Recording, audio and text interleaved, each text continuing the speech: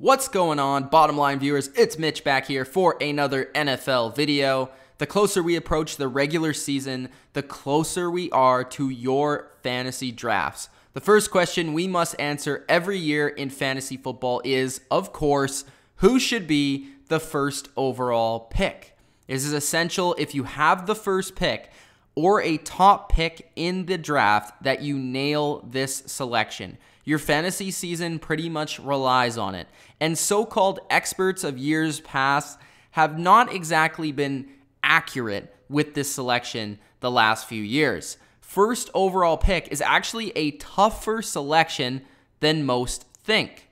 You look back at the last 5 seasons. In 2013, Arian Foster was the consensus #1 pick. He was injured and injured for half of the season. In 2014, Adrian Peterson also hurt. A guy that only played 1 game and not even a full game.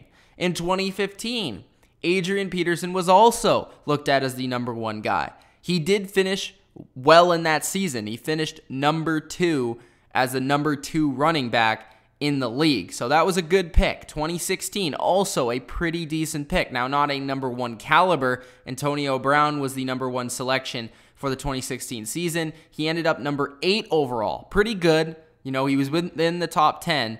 And 2017, David Johnson was the consensus #1, and we know how that worked out. He was injured this past season. So of the past 5 years, you're looking at experts of fantasy football trying to select the best player in fantasy football, which would seem like a simple task.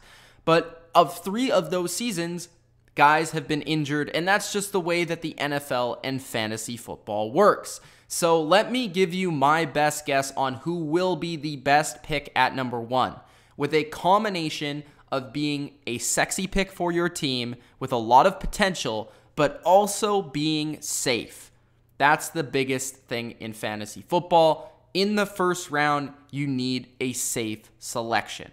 So let's look at 4 players that I believe should be in the conversation for the #1 overall pick in fantasy football. We're looking at Todd Gurley, last season's #1 pick of the LA Rams. David Johnson, last season's consensus #1, who did get injured on the Arizona Cardinals.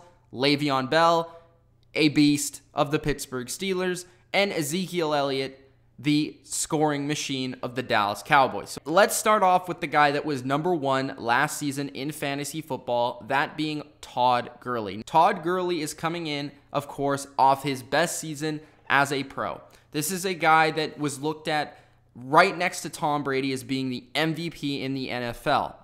And Todd Gurley really had a great season thanks to being a part of Sean McVay's amazing Rams offense. He is so great, Sean McVay, at scheming up ways for Todd Gurley to get the football. So we know that Todd Gurley is going to be a receiver and a runner of the football, and he's going to get the ball in crucial situations.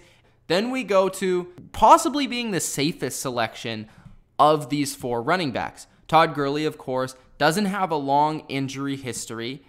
He is a guy that you look at his team, and his team seemingly got better on paper throughout the offseason, adding to their defense, which could be better with Ndamukong Suh, Aqib Talib, Marcus Peters, all these big name adds on the defense, which of course will get your offensive player like Todd Gurley the football more often. The offense added a deep threat in Brandon Cooks, which stretches the field for a running back like Todd Gurley. Jared Goff is a quarterback going into his 2nd full year with more experience. So all those things are very positive. Now let's look at the negatives for Todd Gurley. Some of those negatives are, first, a natural regression in the receiving game. I expect Todd Gurley to still be outstanding in the running game, but when it comes to the receiving game, Todd Gurley last season was a bit fluky. Now, that's not to say he's not a good receiver, because he is, but his yards per reception and his touchdown rate as a receiver, I don't think will return in 2018. And honestly, the only other negative for Todd Gurley other than natural regression is just the fact that he's going to have to deal with more competition this season. It seems like there's other guys that are going to be able to take his place, and just the threat of going back to back as the #1 fantasy player often doesn't happen. The next player we're going to discuss is the guy that was looked at as being the number 1 pick before he was injured in 2017, and that is David Johnson. Now, David Johnson has a few questions, but also he has a lot of positives. Now, let's start off with the positives. Of course, David Johnson is an absolute stud. David Johnson is arguably the most complete running back in the game when he's on the football field.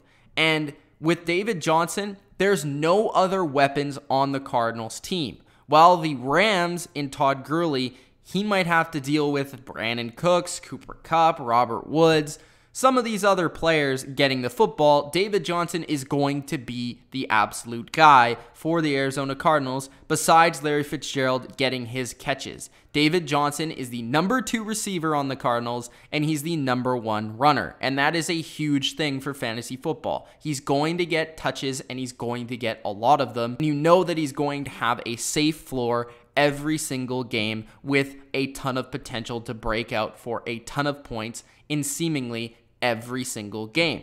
Now, they do have a new coach, they do have a new quarterback, and they also have a new offense. So, David Johnson, that's just a big question. It's not really a positive or a negative. It could end up being a positive. It could also end up being a negative. In my opinion, I think Sam Bradford and Josh Rosen, the combination between the two, is probably an upgrade from what they had at quarterback the past season.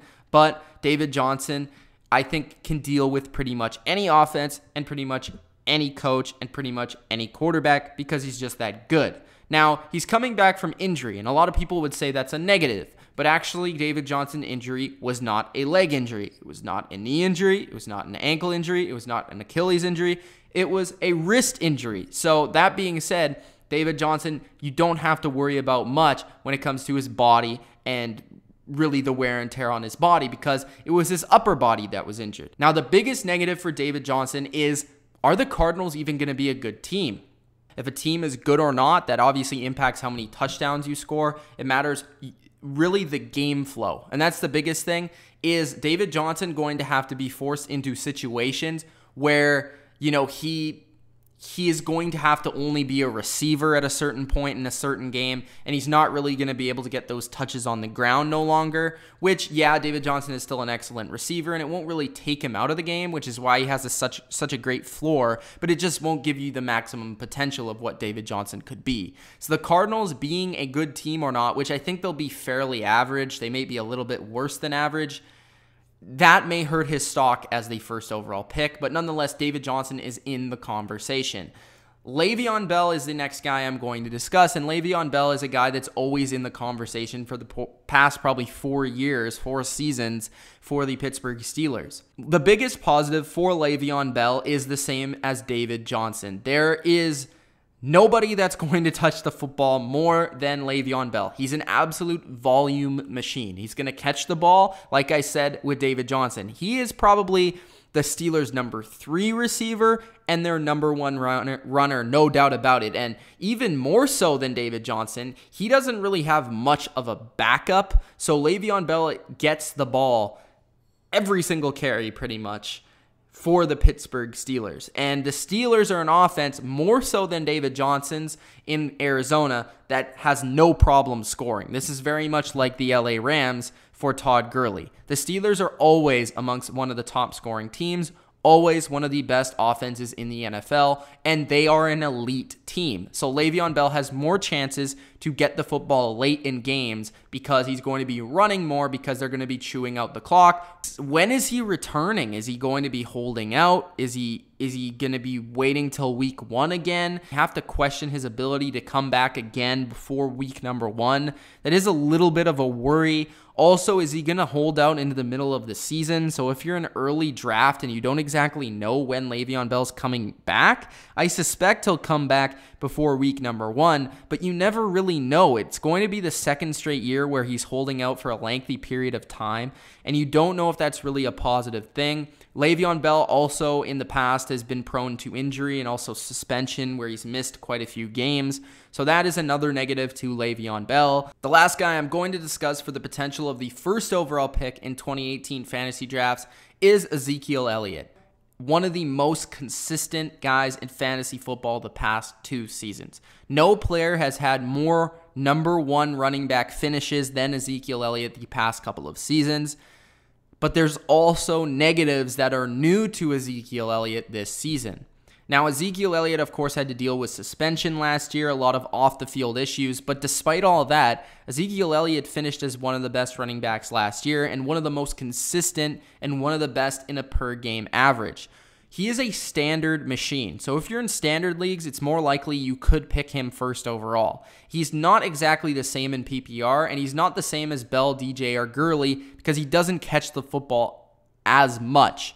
Ezekiel Elliott is dealing with some new negatives to his resume. He is going to be without a top receiver for the first time in his career on his offense. He's going to be without the top tight end that he used to have on his offense.